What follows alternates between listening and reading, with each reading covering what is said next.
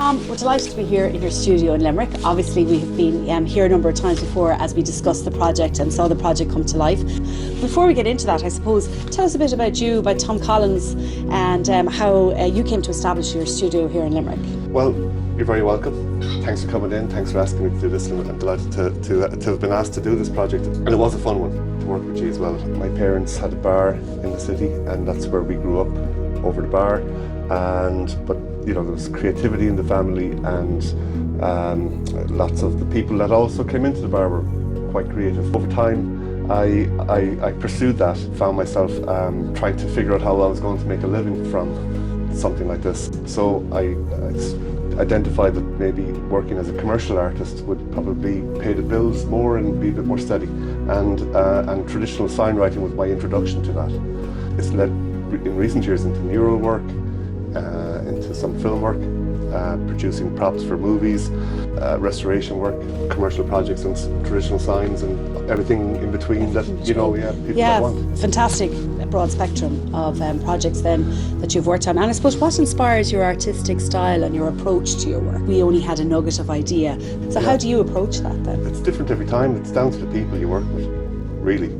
And so, you know, you guys came in with your ideas and your reference points, and you know, it gave me quite a lot of touchstones there. The wetlands and the surrounding areas, you know, abundance of wildlife, which we tried to tap into, which, you know, some of it was going too far into the direction of bats, and look, maybe at times like, you know, we needed to rein that in, and we did.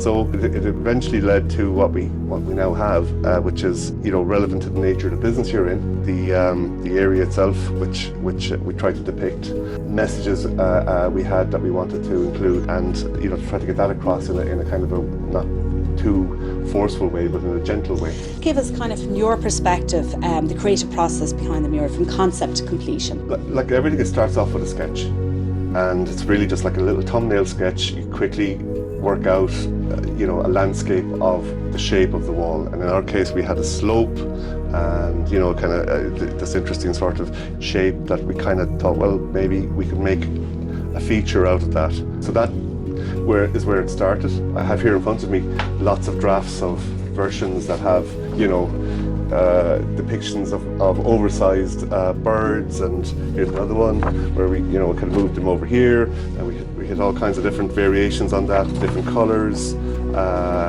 you know, swapped them around this way, and it goes on. And as I said earlier with the bats, we tried to bring in maybe too much, but look, we looked at all of those over the process and made some decisions that actually I think ended up in producing the finished artwork, which I have a mock-up of here, and it shows, you know, it shows the world we all live in. Absolutely.